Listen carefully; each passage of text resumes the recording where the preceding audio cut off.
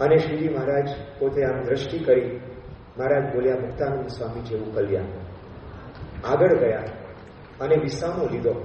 સુરા ખાચર ને બધા દરબારો હતા. મહારાજને કહ્યું, મહારાજ આટલા વર્ષોથી અમે તમારી સાથે ફરીએ છીએ, કેટલો ભીડો વેઠીએ છીએ અને આ રીતે અમે સત્સંગ સમાગમ કરીએ છીએ, અને તમે ફક્ત ઓલી બાઈ એટલું જ બોલી, નજર રાખ્યો અને તમે કહ્યું મુક્તાનંદ સ્વામી જેવું કલ્યાણ. અમે આટલા વર્ષોથી ફિલ્ડિંગ ભરીએ છીએ, તમે ક્યારે અમને કહ્યું નથી. મહારાજ કે જુઓ, સાંભળો કે આ બાઈ છે ને, તો આપણે બધા જ જતા હતા, પણ એને નજર રાખ્યો કોને કહ્યું? અમને કહ્યું. અમને ભગવાન સમજીને અમને નજર રાખ્યો કહ્યું. એટલા માટે મુક્તાનંદ સ્વામી જેવું કલ્યાણ. આ એલાઇનમેન્ટ છે. જુઓ તો કંઈક ભગવાનનું સ્વરૂપ જ્યારે ઓળખાય છે તો એલાઇનમેન્ટ મોટા મોટું એલાઇનમેન્ટ છે. વાઘા ખાચર હતા સારંગપુરના. ગુણાતીતાનંદ સ્વામી વડતાલથી પાછા જુનાગઢ જતા હતા. વાઘા ખાચર ગુણાતીતાનંદ સ્વામીને વાત કરે છે કે સ્વામી, સ્વપ્ન બહુ ભયંકર આવે છે. ધીંગાણા યુદ્ધે ચડ્યા હોય અને માથા કપાયા હોય, હાથ કપાયા હોય, ભયંકર સ્વપ્ન આવે છે, માટે આપ કંઈક દયા કરો. સ્વામી કહે છે કે ચાલો જુનાગઢ સમાગમ કરવા ચાલો, સેવક જોઈએ. આ પ્રાગજી સેવક તરીકે, અને પ્રાગજી એની સેવામાં. પણ પ્રાગજી છે ને અક્ષરની મોરલી વગાડતા હતા કે આ ગુણાતીતાનંદ સ્વામી અક્ષર છે, ગુણાતીતાનંદ સ્વામી અક્ષર છે. અને વાઘા ખાચરને ગમે નહીં, વારે વારે રિપીટ શું કરવાનું? તો એક વખત કહ્યું પૂરું થઈ ગયું, પણ વારે વારે રિપીટ કરે એટલે બગડ્યા કે નથી જોઈ જોયા, તું સેવામાં તારી જરૂર નથી. હવે સેવક વગર ચાલે નહીં. હવે પ્રાગજી સિવાય કોઈ સેવક નહોતું. છેક જુનાગઢ પહોંચ્યા, મહુવાના બધા હરિભક્તો આવ્યા. એ વખતે વાઘા ખાચર પોતે જોવે કે જો આ મહુવાના હરિભક્તો આટલા બધા આનંદમાં છે, હું પણ ગુણાતીતાનંદ સ્વામીનો સમાગમ કરું છું, કરવા માટે આવ્યો છું, મને કેમ આટલો બધો આનંદ નથી?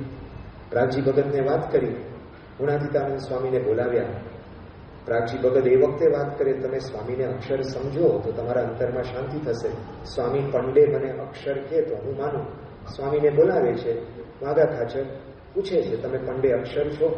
સ્વામી કહે છે, અમે પંડે અક્ષર છે. આ વાત અંદર બેસી ગઈ, અંદર એકદમ ફિટ થઈ ગઈ. વિશ્વાસ હતો, ગુણાતીતાનંદ સ્વામીમાં વિશ્વાસ હતો.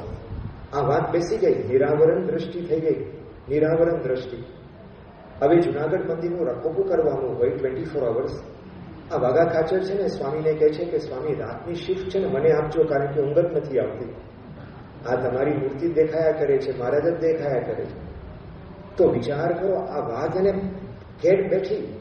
અંતરની અંદર તો બધા વિચારો, ખરાબ વિચારો, ધીંગાણાના વિચારો બંધ થઈ ગયા, નિરાવરણ દ્રષ્ટિ થઈ ગઈ, એલાઇનમેન્ટ થઈ ગયું. જો તો આ છે ને નિશ્ચયની વાત છે, આશરાની વાત છે. આ વાત જો આપણા જીવનની અંદર દ્રઢ થાય તો કામ થઈ ગયું. એટલા માટે શ્રીજી મહારાજ વાત કરે છે કે આશરો છે એક સાધન છે, એની અંદર બધા જ સાધન આવી જાય. પ્રમુખ સ્વામી મહારાજ છે ને બોચાસનની અંદર હતા અને એ વખતે ઠાકોરજીના દર્શન કરતા હતા.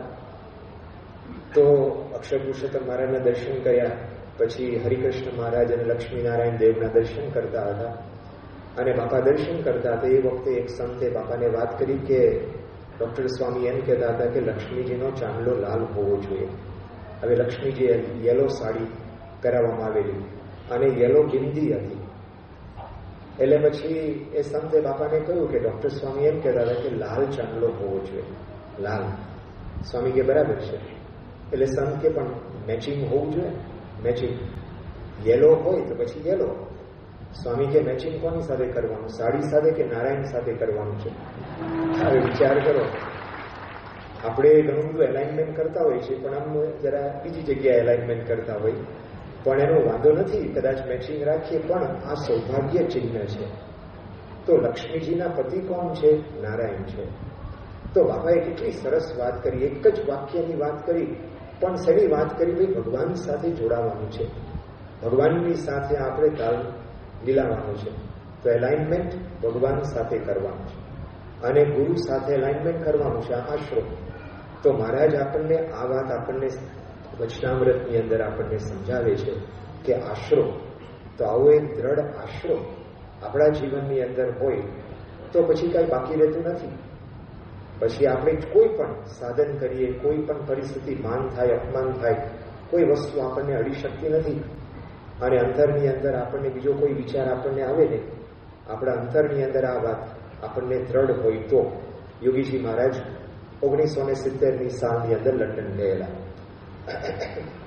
એ વખતે પીટર બ્રેન્ટ તો બહુ સારા લેખક, ભારતની અંદર પણ પોતે આખા ભારતની અંદર ફર્યા અને એને પુસ્તક લખ્યું ગોડમેન ઓફ ઇન્ડિયા, ગોડમેન ઓફ ઇન્ડિયા.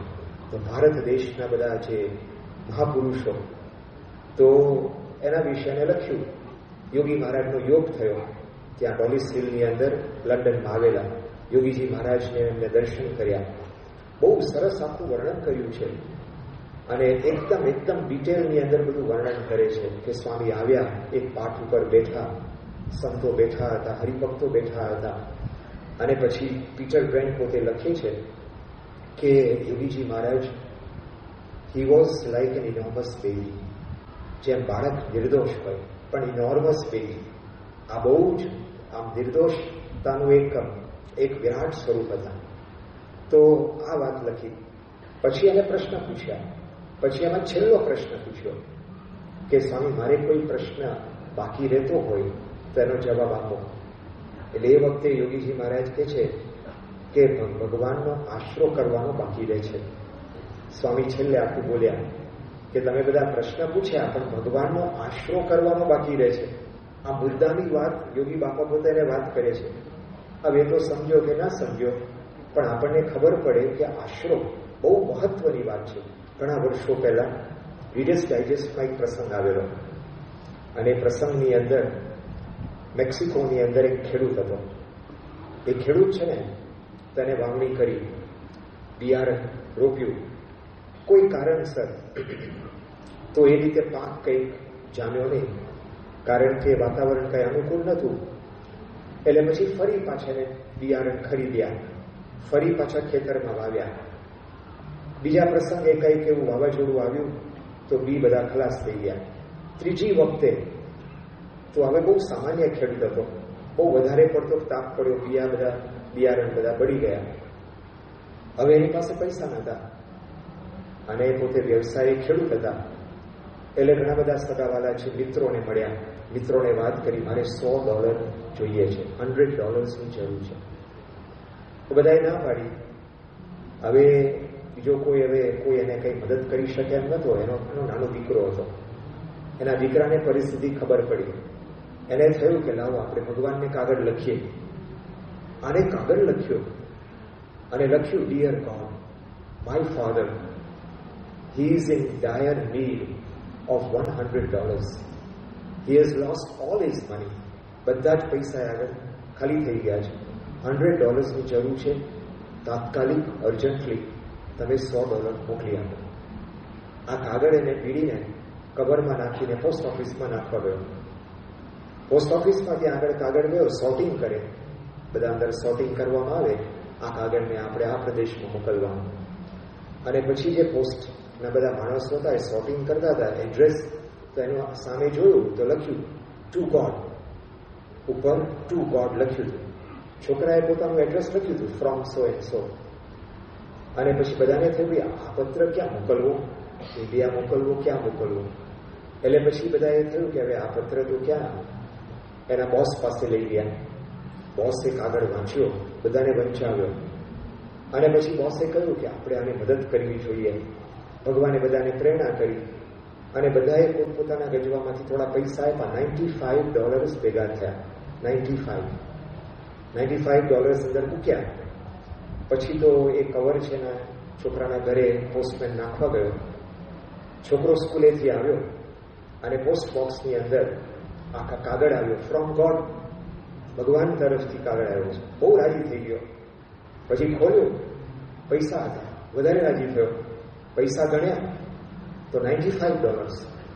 એના મનમાં થયું કે ભગવાન તો ભગવાન કહેવાય. ભગવાન ક્યારેય કોઈને છેતરતા નથી. માણસ માણસને છેતરે, ભગવાન ક્યારેય કોઈને છેતરતા નથી. મને 100% વિશ્વાસ છે ભગવાને $100 આમાં મૂક્યા હશે અને $5 છે ને પોસ્ટ ઓફિસ વાળા લઈ ગયા હશે.